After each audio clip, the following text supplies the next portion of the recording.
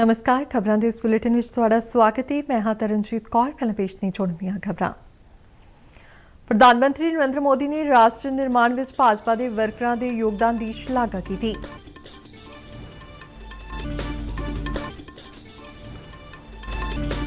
सेहत मंत्री मनसुख मांडविया अनुसार प्रधानमंत्री आयुष्मान भारत बुनियादी ढांचा मिशन नाल सेहत देखभाल सेवावां नूं मिलेगा उत्साह। केंद्रीय गृह मंत्री अमित शाह ने कहा कि अतवाद किसी भी कीमत ते सहन नहीं। ते बठिंडा जिले विच जल जीवन मिशन तहत पीण योग साफ पानी मिलण नाल लोकां ने लिया सुख दा साह।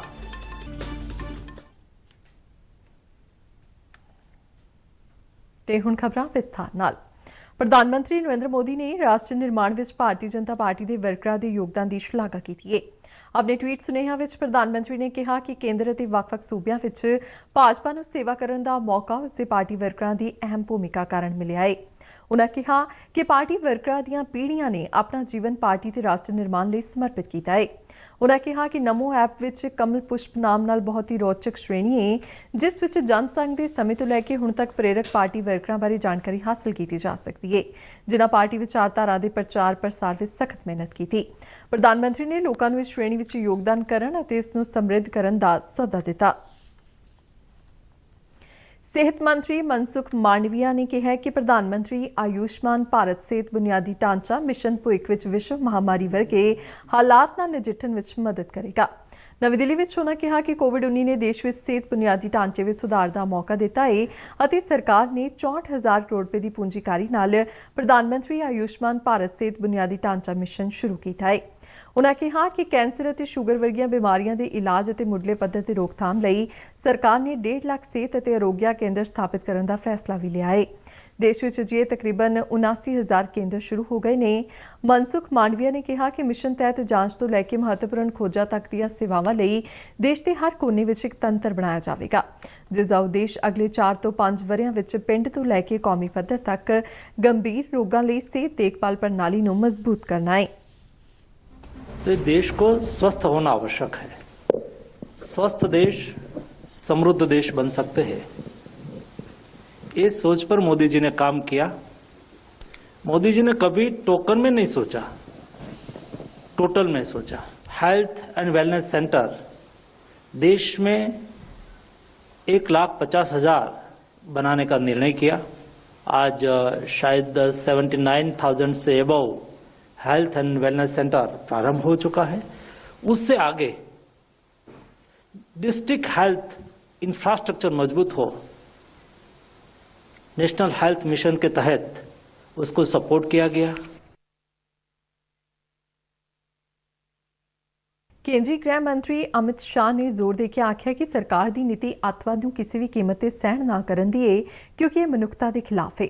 जम्मू कश्मीर के पुलवामा विखे CRPF के जवानों नूं संबोधन करदिआं उन्होंने कहा कि फौज और नीम फौजी बल देश की सरहद की हर कदम से रक्षा कर रहे हैं। उन्होंने कहा कि कश्मीर विच विकास का एक नवा युग शुरू हो गया है, जिसका असर साफ दिखाई दे रहा है।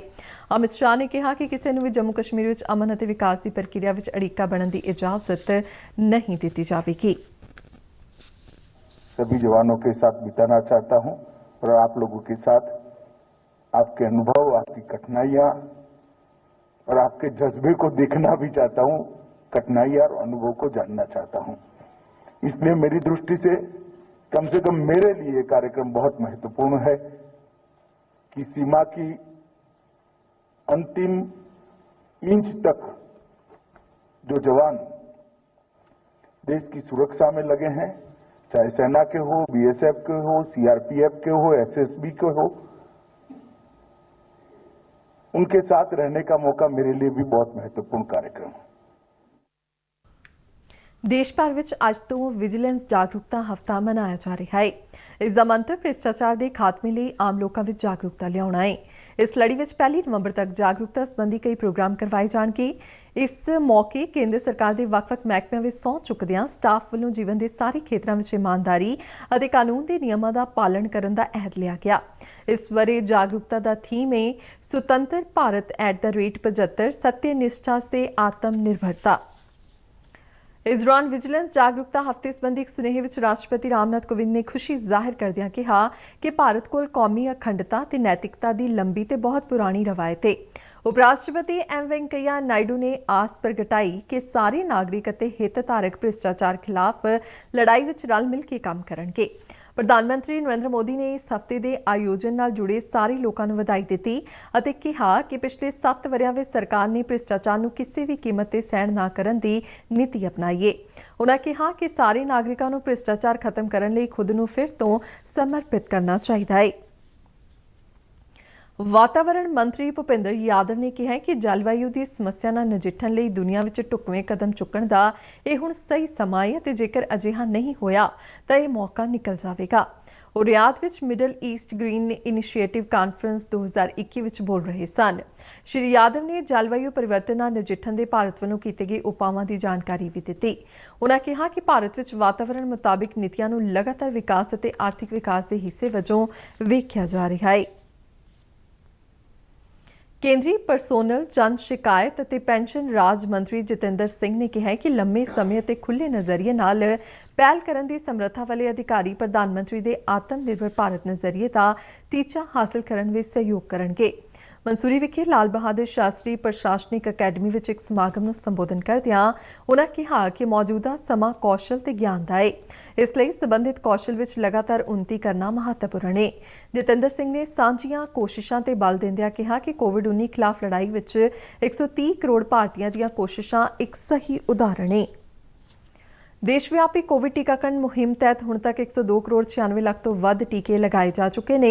ਪਿਛਲੇ 24 ਘੰਟਿਆਂ ਦੌਰਾਨ 12,428 ਨਵੇਂ ਕਰੋਨਾ ਮਾਮਲੇ ਦਰਜ ਕੀਤੇ ਗਏ ਨੇ। ਹੁਣ ਦੇਸ਼ ਵਿੱਚ ਕੁੱਲ 1,63,816 ਐਕਟਿਵ ਕਰੋਨਾ ਮਾਮਲੇ ਰਹਿ ਗਏ ਨੇ, ਜੋ ਪਿਛਲੇ 241 ਦਿਨਾਂ ਵਿੱਚ ਸਭ ਤੋਂ ਘੱਟ ਨੇ। ਕੋਵਿਡ-19 ਤੋਂ ਸਿਹਤਯਾਬ ਹੋਣ ਦੀ ਦਰ 98.19% ਹੋ ਗਈ ਹੈ। ਹਫ਼ਤਾਵਾਰੀ ਸਕਾਰਾਤਮਕਤਾ ਦਰ ਪਿਛਲੇ 32 ਦਿਨਾਂ ਤੋਂ 2% ਤੋਂ ਹੇਠਾਂ ਚੱਲ ਰਹੀ ਹੈ। ਕੇਂਦਰ ਨੇ ਸੂਬਿਆਂ ਅਤੇ ਕੇਂਦਰ ਸ਼ਾਸਿਤ ਪ੍ਰਦੇਸ਼ਾਂ ਨੂੰ ਹੁਣ ਤੱਕ 107 ਕਰੋੜ 22 ਲੱਖ ਕੋਵਿਡ ਰੋਕੂ ਟੀਕੇ ਮੁਫਤ ਉਪਲਬਧ ਕਰਵਾਏ ਨੇ ਅਤੇ ਸੂਬਿਆਂ ਕੋਲ ਹਾਲੇ ਵੀ 12 ਕਰੋੜ 37 ਲੱਖ ਤੋਂ ਵੱਧ ਟੀਕੇ ਉਪਲਬਧ ਨੇ। ਪੰਜਾਬ ਦੇ ਮੁੱਖ ਮੰਤਰੀ ਚਰਨਜੀਤ ਸਿੰਘ ਚੰਨੀ ਨੇ ਸਨਅਤਕਾਰਾਂ ਨੂੰ ਰਾਜ ਵਿੱਚ ਪੂੰਜੀਕਾਰੀ ਲਈ ਸੁਖਾਵੇਂ ਮਾਹੌਲ ਦਾ ਭਰੋਸਾ ਦਿਵਾਇਆ ਹੈ।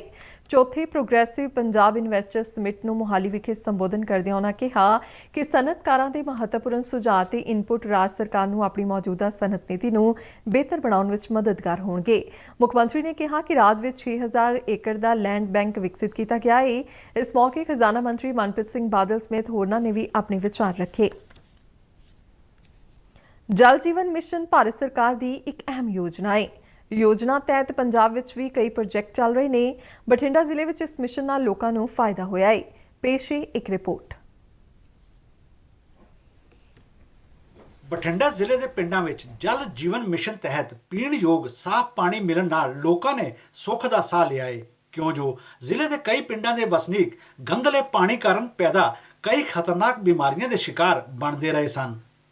ਪਿੰਡ ਮਹਿਮਾ ਭਗਵਾਨਾ ਦੀ ਵਸਨੀਕ ਜਸਵੀਰ ਕੌਰ ਮੁਤਾਬਕ ਕੜਿਆਂ ਵਿੱਚ ਪਾਣੀ ਭਰ ਕੇ ਲਿਆਉਣ ਦਾ ਸਮਾਂ ਹੁਣ ਬੀਤੇ ਜ਼ਮਾਨੇ ਦੀ ਗੱਲ ਹੋ ਗਈ ਏ। ਸਾਡੇ ਵਿਆਹ ਹੋਏ ਨੇ ਤੇ ਸਾਡਾ ਇੱਥੇ ਵੀ ਡੇਰਾ ਇੱਕ ਉੱਥੇ ਨਲਕਾ ਲੱਗਿਆ ਹੋਇਆ ਸੀ। ਅਸੀਂ ਉੱਥੋਂ ਕਈ ਤੌੜੇ ਪਾਣੀ ਦੇ ਭਰ ਕੇ ਲਿਆਉਂਦੇ। ਸਾਨੂੰ ਵਾਹਵਾ ਕਾਫੀ ਦੂਰ ਪੈਂਦਾ ਸੀ ਤੇ ਸਾਡਾ ਸਾਰਾ ਕੰਮ ਰਹਿ ਜਾਂਦਾ ਸੀ। ਤੇ ਹੁਣ ਅਸੀਂ ਧੰਨਵਾਦ ਕਰਦੇ ਆਂ ਵੀ ਇਹ ਜਲ ਸਪਲਾਈ ਜਿਹੜੀ ਕਮੇਟੀ ਹੈ ਤੇ ਸਰਕਾਰਾਂ ਦਾ, ਤੇ ਹੁਣ ਸਾਡੇ ਘਰ ਘਰ ਪਾਣੀ ਪਹੁੰਚ ਰਿਹਾ। ਸਾਡੀ ਜ਼ਿੰਦਗੀ ਸੁਖਾਲੀ ਹੋ ਗਈ। ਪਿੰਡ ਦੀ ਇੱਕ ਹੋਰ ਵਸਨੀਕ ਕੁਲਵਿੰਦਰ ਕੌਰ ਮੁਤਾਬਕ ਜਲ ਜੀਵਨ ਮਿਸ਼ਨ ਨਾਲ ਲੋਕ ਕੈਂਸਰ ਤੋਂ ਬਚੇ ਨੇ ਤੇ ਉਹਨਾਂ ਦੇ ਜੀਵਨ ਵਿੱਚ ਸੁਧਾਰ ਆਇਆ ਹੈ। ਮੈਂ ਅਕਸਰ ਦੇਖਦੀ ਹੁੰਦੀ ਸੀ ਲੇਡੀਜ਼ ਨੂੰ ਇਹਨਾਂ ਦਾ ਜਿਹੜਾ ਸਮਾਂ ਸੀ ਬਹੁਤ ਵੇਸਟ ਹੋ ਜਾਂਦਾ ਸੀ। 25-25 30 ਘੜੇ ਇਹ ਪਾਣੀ ਦੇ ਭਰਦੀਆਂ ਹੁੰਦੀਆਂ ਸੀ ਤੇ ਬੱਚਿਆਂ ਦੀ ਪੜ੍ਹਾਈ ਵੀ ਰਹਿ ਜਾਂਦੀ ਸੀ। ਤੇ ਅਕਸਰ ਮੈਂ ਦੇਖਦੀ ਸੀ ਲੋਕ ਪਾਣੀ ਦੇ ਕਰਕੇ ਲੜਕੀਆਂ ਨੂੰ ਪੜ੍ਹਨੋਂ ਹਟਾ ਲੈਂਦੇ ਸੀ। ਪਰ ਅਸੀਂ ਧੰਨਵਾਦੀ ਹਾਂ ਵੀ ਜਲ ਜੀਵਨ ਦੇ ਮਿਸ਼ਨ ਜਿਹੜਾ ਇਹ ਸਾਡਾ ਪਿੰਡ ਵਾਟਰ ਵਰਕਸ ਬਣਿਆ ਤੇ ਘਰ ਘਰ ਪਿੰਡ ਦੇ ਵਿੱਚ ਪਾਣੀ ਪਹੁੰਚਿਆ। ਸਾਡਾ ਜਿਹੜਾ ਵਾਟਰ ਵਰਕਸ ਦੀ ਇਹ ਕਮੇਟੀ ਔਰਤਾਂ ਦੀ ਬਣੀ ਹੋਈ ਹੈ, 13 ਮੈਂਬਰੀ ਕਮੇਟੀ ਹੈ। ਉਹਦਾ ਸਾਰਾ ਵਾਟਰ ਵਰਕਸ ਦਾ ਜਿੰਨਾ ਕੰਮ ਹੈ ਉਹ ਸਾਰੀਆਂ ਔਰਤਾਂ ਹੀ ਦੇਖਦੀਆਂ ਨੇ। ਸਾਡਾ ਮਾਲਵਾ ਜਿਹੜਾ ਏਰੀਆ ਸੀਗਾ ਉਹ ਕੈਂਸਰ ਤੇ ਕਾਲੇ ਪੀਲੀਏ ਦਾ ਸ਼ਿਕਾਰ ਸੀ ਤੇ ਇਹ ਹੁਣ ਵਾਟਰ ਵਰਕਸ ਦਾ ਪਾਣੀ ਵਰਤਣ ਕਰਕੇ ਸਿਹਤ ਦੇ ਵਿੱਚ ਵੀ ਕਾਫੀ ਲੋਕਾਂ ਦੀ ਸੁਧਾਰ ਆਇਆ। ਸੁਖਵਿੰਦਰ ਕੌਰ ਮੁਤਾਬਕ ਇਨਸਾਨਾਂ ਦੇ ਨਾਲ ਨਾਲ ਪਸ਼ੂਆਂ ਦੀ ਸਿਹਤ ਵੀ ਚੰਗੀ ਹੋਣ ਲੱਗੀ ਹੈ ਤੇ ਇਹਨਾਂ ਨੂੰ ਸਾਫ਼ ਪਾਣੀ ਮਿਲ ਰਿਹਾ ਹੈ। ਪਾਣੀ ਖਰਾਬ ਸੀਗਾ, ਉਹਦੇ ਨਾਲ ਪਸ਼ੂ ਵੀ ਸੁੱਕਦੇ ਸੀਗੇ ਤੇ ਹੁਣ ਪਸ਼ੂ ਵੀ ਬਹੁਤ ਵਧੀਆ, ਜਿਹੜਾ ਕਿ ਜਲ ਜੀਵਨ ਮਿਸ਼ਨ ਜਿਹੜਾ ਕਿ ਸਾਡੇ ਪਾਣੀ ਦੇ ਵਿੱਚ ਬਹੁਤ ਮਹੱਤਤਾ ਕੀਤੀ ਹੈਗੀ ਤੇ ਸਾਨੂੰ ਬਹੁਤ ਫਾਇਦਾ ਹੋਇਆ ਹੈਗਾ। ਤੇ ਸਾਨੂੰ ਇਹਨਾਂ ਦਾ ਅਸੀਂ ਬਹੁਤ ਧੰਨਵਾਦ ਕਰਦੇ ਹਾਂ। ਜ਼ਿਲ੍ਹੇ ਦੇ ਕੁੱਲ 268 ਪਿੰਡਾਂ ਵਿੱਚੋਂ 261 ਵਿੱਚ ਵਾਟਰ ਵਰਕਸ ਦੀਆਂ ਟੈਂਕੀਆਂ ਬਣਾ ਕੇ ਹਰ ਪਿੰਡ ਵਿੱਚ ਪਾਣੀ ਪਹੁੰਚਾਇਆ ਗਿਆ ਹੈ। ਮਿਸ਼ਨ ਤਹਿਤ ਘਰਾਂ ਵਿੱਚ 1,54,000 ਤੋਂ ਵੱਧ ਟੂਟੀਆਂ ਦੇ ਕੁਨੈਕਸ਼ਨ ਦਿੱਤੇ ਗਏ ਨੇ। ਬਿਊਰੋ ਰਿਪੋਰਟ, ਦੂਰਦਰਸ਼ਨ ਸਮਾਚਾਰ, ਬਠਿੰਡਾ। ਸ਼੍ਰੋਮਣੀ ਗੁਰਦੁਆਰਾ ਪ੍ਰਬੰਧਕ ਕਮੇਟੀ ਦੀ ਪ੍ਰਧਾਨ ਬੀਬੀ ਜਗੀਰ ਕੌਰ ਨੇ ਸ਼੍ਰੀ ਹਰਿਮੰਦਰ ਸਾਹਿਬ ਵਿਖੇ ਲਗਾਏ ਸੂਰਜੀ ਊਰਜਾ ਪਲਾਂਟ ਦਾ ਅੱਜ ਉਦਘਾਟਨ ਕੀਤਾ। ਇਹ ਪਲਾਂਟ ਬਿਜਲੀ ਦਾ ਖਰਚ ਘਟਾਉਣ ਦੇ ਮੰਤਵ ਨਾਲ ਲਗਾਇਆ ਗਿਆ ਹੈ। ਕੁੱਲ 3 ਮੈਗਾਵਾਟ ਦੇ ਸਥਾਪਿਤ ਕੀਤੇ ਜਾ ਰਹੇ ਪਲਾਂਟ ਵਿੱਚੋਂ 525 ਕਿਲੋਵਾਟ ਦੀ ਸਮਰੱਥਾ ਦਾ ਪਲਾਂਟ ਸ਼੍ਰੋਮਣੀ ਕਮੇਟੀ ਤੇ ਧਰਮ ਪ੍ਰਚਾਰ ਕਮੇਟੀ ਦੇ ਮੁੱਖ ਦਫ਼ਤਰ ਅਤੇ ਸਰਾਵਾਂ ਦੀਆਂ ਇਮਾਰਤਾਂ ਤੇ ਲਗਾਇਆ ਗਿਆ ਹੈ। ਬੀਬੀ ਜਗੀਰ ਕੌਰ ਨੇ ਕਿਹਾ ਕਿ ਅੱਜ ਇਸ ਗੱਲ ਦੀ ਵੱਡੀ ਲੋੜ ਹੈ ਕਿ ਕੁਦਰਤੀ ਸੋਮਿਆਂ ਦੀ ਵਰਤੋਂ ਕਰਕੇ ਬਿਜਲੀ ਤਿਆਰ ਕੀਤੀ ਜਾਵੇ। ਖੁਰਾਕ ਤੇ ਜਨਤਕ ਵੰਡ ਵਿਭਾਗ ਨੇ ਖਾਣ ਵਾਲੇ ਤੇਲਾਂ ਦੇ ਭੰਡਾਰ ਕਰਨ ਦੀ ਹੱਦ ਦੀ ਸਥਿਤੀ ਦੀ ਸਮੀਖਿਆ ਲਈ ਸਾਰੇ ਸੂਬਿਆਂ ਤੇ ਕੇਂਦਰ ਸ਼ਾਸਿਤ ਪ੍ਰਦੇਸ਼ਾਂ ਨਾਲ ਕੱਲ੍ਹ ਇੱਕ ਮੀਟਿੰਗ ਕੀਤੀ। ਕੇਂਦਰ ਨੇ ਸੂਬਿਆਂ ਨੂੰ ਯਕੀਨੀ ਬਣਾਉਣ ਲਈ ਕਿਹਾ ਹੈ ਕਿ ਖਪਤਕਾਰਾਂ ਨੂੰ ਖਾਣ ਵਾਲੇ ਤੇਲਾਂ ਦੀ ਭੰਡਾਰ ਕਰਨ ਦੀ ਹੱਦ ਬਾਰੇ ਕੇਂਦਰ ਸਰਕਾਰ ਦੀ ਪਹਿਲ ਦਾ ਲਾਭ ਹਰ ਹਾਲ ਵਿੱਚ ਮਿਲੇ। ਕੇਂਦਰ ਨੇ ਇਸ ਲਈ ਸੂਬਿਆਂ ਨੂੰ ਨੋਟੀਫਿਕੇਸ਼ਨ ਜਾਰੀ ਕਰਨ ਦੀ ਪ੍ਰਕਿਰਿਆ ਤੇਜ਼ ਕਰਨ ਲਈ ਵੀ ਆਖਿਆ ਹੈ। ਭਾਰਤ ਨੇ ਵਿਸ਼ਵ ਕਿਕ ਬਾਕਸਿੰਗ ਚੈਂਪੀਅਨਸ਼ਿਪ ਵਿੱਚ ਸੋਨ ਤਮਗਾ ਜਿੱਤਿਆ ਹੈ। ਮਿਸਰ ਦੇ ਕੈਰੋ ਵਿੱਚ ਹੋਈ ਇਸ ਚੈਂਪੀਅਨਸ਼ਿਪ ਵਿੱਚ ਹਿੱਸਾ ਲੈਣ ਵਾਲੀ ਟੀਮ ਵਿੱਚ ਖਰੜ ਤੋਂ 2 ਖਿਡਾਰਨਾਂ ਸੰਜੋਤ ਕੌਰ ਅਤੇ ਸਾਧਵੀ ਸ਼ਰਮਾ ਵੀ ਸ਼ਾਮਲ ਸਨ। ਇਨ੍ਹਾਂ ਖਿਡਾਰਨਾਂ ਦਾ ਅੱਜ ਮੋਹਾਲੀ ਪੁੱਜਣ ਤੇ ਜ਼ੋਰਦਾਰ ਸਵਾਗਤ ਕੀਤਾ ਗਿਆ। ਇਨ੍ਹਾਂ ਦੇ ਕੋਚ ਭੁਵਨ ਸਿੰਘ ਵੀ ਇਨ੍ਹਾਂ ਨਾਲ ਹਾਜ਼ਰ ਸਨ। ਢੋਲ ਢਮੱਕੇ ਦੀ ਥਾਪ ਵਿਚਾਲੇ ਇਨ੍ਹਾਂ ਨੂੰ ਇੱਕ ਖੁੱਲੀ ਜੀਪ ਵਿੱਚ ਖਰੜ ਦੀਆਂ ਸੜਕਾਂ ਦਾ ਚੱਕਰ ਲਗਵਾਇਆ ਗਿਆ। ਬਾਅਦ ਵਿੱਚ ਇੱਕ ਸਮਾਗਮ ਦੌਰਾਨ ਸਮਾਜ ਦੇ ਵੱਖ-ਵੱਖ ਵਰਗਾਂ ਦੇ ਲੋਕਾਂ ਨੇ ਇਨ੍ਹਾਂ ਦੋਹਾਂ ਖਿਡਾਰਨਾਂ ਨੂੰ ਜੀ ਆਇਆਂ ਆਖਿਆ। ਤਮਗਾ ਜੇਤੂ ਸੰਜੋਤ ਕੌਰ ਨੇ ਉਪਲਬਧੀ ਤੇ ਖੁਸ਼ੀ ਪ੍ਰਗਟਾਈ। ਕੰਪੀਟੀਸ਼ਨ ਬਹੁਤ ਜ਼ਿਆਦਾ ਹਾਰਡ ਸੀ। ਅਸੀਂ 5 ਤੋਂ 6 ਫਾਈਟਾਂ ਖੇਲੀਆਂ ਤੇ ਕੁੜੀਆਂ ਲਈ ਆਹੀ ਸੰਦੇਸ਼ ਹੈ ਵੀ ਸਾਨੂੰ ਮਿਹਨਤ ਕਰਨੀ ਚਾਹੀਦੀ, ਅਸੀਂ ਮੁੰਡਿਆਂ ਤੋਂ ਘੱਟ ਨਹੀਂ।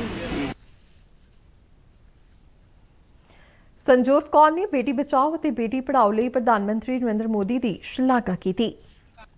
ਕੁੜੀਆਂ ਦੇ ਅੱਗੇ ਜਾਣ ਨਾਲ ਹੀ ਦੇਸ਼ ਦਾ ਵਿਕਾਸ ਹੁੰਦਾ ਹੈ। ਸਾਡੇ ਪ੍ਰਧਾਨ ਮੰਤਰੀ ਦਾ ਪ੍ਰਯਾਸ ਬਹੁਤ ਵਧੀਆ ਹੈ। ਬੇਟੀ ਬਚਾਓ ਬੇਟੀ ਪੜ੍ਹਾਓ। ਨਵਾਂ ਸ਼ਹਿਰ ਜ਼ਿਲ੍ਹਾ ਪੁਲਿਸ ਵੱਲੋਂ ਪੁਲਿਸ ਦੇ ਸ਼ਹੀਦਾਂ ਨੂੰ ਸਮਰਪਿਤ ਮਿੰਨੀ ਮੈਰਾਥਨ ਦਾ ਆਯੋਜਨ ਅੱਜ ਕੀਤਾ ਗਿਆ। ਇਸ ਮਿੰਨੀ ਮੈਰਾਥਨ ਵਿੱਚ ਵੱਡੀ ਗਿਣਤੀ ਵਿੱਚ ਪੁਲਿਸ ਅਧਿਕਾਰੀ ਤੇ ਹੋਰ ਜਵਾਨ ਸ਼ਾਮਲ ਹੋਏ। ਐਸਪੀ ਹੈੱਡਕੁਆਰਟਰ ਮਨਵਿੰਦਰ ਬੀਰ ਸਿੰਘ ਨੇ ਦੱਸਿਆ ਕਿ ਪੰਜਾਬ ਨੂੰ ਕਾਲੇ ਦਿਨਾਂ ਤੋਂ ਬਚਾਉਣ ਲਈ ਆਪਣੀਆਂ ਜਾਨਾਂ ਕੁਰਬਾਨ ਕਰਨ ਵਾਲੇ ਸ਼ਹੀਦ ਪੁਲਿਸ ਅਤੇ ਹੋਮਗਾਰਡ ਜਵਾਨਾਂ ਤੇ ਸਾਰਿਆਂ ਨੂੰ ਮਾਣ ਹੈ। ਪੰਜਾਬ ਸੈਂਟਰਲ ਯੂਨੀਵਰਸਿਟੀ ਬਠਿੰਡਾ ਦੇ 7 ਫੈਕਲਟੀ ਮੈਂਬਰਾਂ ਤੇ ਇੱਕ ਸਾਬਕਾ ਵਿਦਿਆਰਥੀ ਨੇ ਸਟੈਨਫੋਰਡ ਯੂਨੀਵਰਸਿਟੀ ਵੱਲੋਂ ਜਾਰੀ ਅਤੇ ਐਲਸੇਵੀਅਰ ਬੀਵੀ ਵੱਲੋਂ ਪ੍ਰਕਾਸ਼ਿਤ ਟਾਪ ਇੰਟਰਨੈਸ਼ਨਲ ਸਾਇੰਟਿਸਟ ਲਿਸਟ ਵਿੱਚ ਥਾਂ ਹਾਸਲ ਕੀਤੀ ਹੈ। ਇਹ ਚੋਣ ਉੱਚ ਪੱਧਰੀ ਪ੍ਰਕਿਰਿਆ ਮਗਰੋਂ ਕੀਤੀ ਗਈ ਹੈ ਤੇ ਇਸ ਨੇ ਯੂਨੀਵਰਸਿਟੀ ਤੇ ਦੇਸ਼ ਦਾ ਮਾਣ ਵਧਾਇਆ ਹੈ।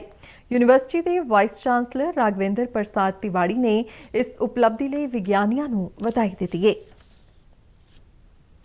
ਮੱਧ ਵਰਗ ਦੇ ਟਰਾਂਸਪੋਰਟਾਂ ਨੇ ਉਹਨਾਂ ਦੀਆਂ ਮੰਗਾਂ 31 ਅਕਤੂਬਰ ਤੱਕ ਨਾ ਹੱਲ ਕਰਨ ਤੇ 1 ਨਵੰਬਰ ਤੋਂ ਬੱਸਾਂ ਖੜੀਆਂ ਕਰਕੇ ਉਹਨਾਂ ਦੀਆਂ ਚਾਬੀਆਂ ਮੁੱਖ ਮੰਤਰੀ ਨੂੰ ਸੌਂਪਣ ਦਾ ਫੈਸਲਾ ਕੀਤਾ ਹੈ।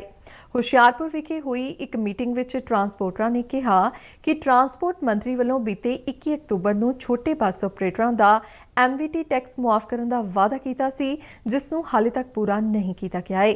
ਉਨ੍ਹਾਂ ਕਿਹਾ ਕਿ ਹੋਰਨਾਂ ਵਰਗਾਂ ਵਾਂਗ ਟਰਾਂਸਪੋਰਟਰਾਂ ਨੂੰ ਵੀ ਰਾਹਤ ਦਿੱਤੀ ਜਾਵੇ। ਖਬਰਾਂ ਦੇ ਬੁਲੇਟਿਨ ਸਾਡੇ ਦਰਸ਼ਕ RNU DDK ਜਲੰਧਰ ਦੇ YouTube ਚੈਨਲ, Facebook ਪੇਜ ਅਤੇ Twitter ਹੈਂਡਲ ਤੇ ਵੀ ਵੇਖ ਸਕਦੇ ਨੇ। ਤੇ ਬੁਲੇਟਿਨ ਦੇ ਅਖੀਰ ਵਿੱਚ ਚੋਣਵੀਆਂ ਖਬਰਾਂ ਇੱਕ ਵਾਰ ਫਿਰ ਤੋਂ। ਪ੍ਰਧਾਨ ਮੰਤਰੀ ਨਰਿੰਦਰ ਮੋਦੀ ਨੇ ਰਾਸ਼ਟਰ ਨਿਰਮਾਣ ਵਿੱਚ ਭਾਜਪਾ ਦੇ ਵਰਕਰਾਂ ਦੇ ਯੋਗਦਾਨ ਦੀ ਸ਼ਲਾਘਾ ਕੀਤੀ। ਸਿਹਤ ਮੰਤਰੀ ਮਨਸੁਖ ਮਾਂਡਵੀਆ ਅਨੁਸਾਰ ਪ੍ਰਧਾਨ ਮੰਤਰੀ ਆਯੁਸ਼ਮਾਨ ਭਾਰਤ ਬੁਨਿਆਦੀ ਢਾਂਚਾ ਮਿਸ਼ਨ ਨਾਲ ਸਿਹਤ ਦੇਖਭਾਲ ਸੇਵਾਵਾਂ ਨੂੰ ਮਿਲੇਗਾ ਉਤਸ਼ਾਹ। ਕੇਂਦਰੀ ਗ੍ਰਹਿ ਮੰਤਰੀ ਅਮਿਤ ਸ਼ਾਹ ਨੇ ਕਿਹਾ ਕਿ ਅੱਤਵਾਦ ਕਿਸੇ ਵੀ ਕੀਮਤ ਤੇ ਸਹਿਣ ਨਹੀਂ। ਤੇ ਬਠਿੰਡਾ ਜ਼ਿਲ੍ਹੇ ਵਿੱਚ ਜਲ ਜੀਵਨ ਮਿਸ਼ਨ ਤਹਿਤ ਪੀਣਯੋਗ ਸਾਫ਼ ਪਾਣੀ ਮਿਲਣ ਨਾਲ ਲੋਕਾਂ ਨੇ ਲਿਆ ਸੁੱਖ ਦਾ ਸਾਹ।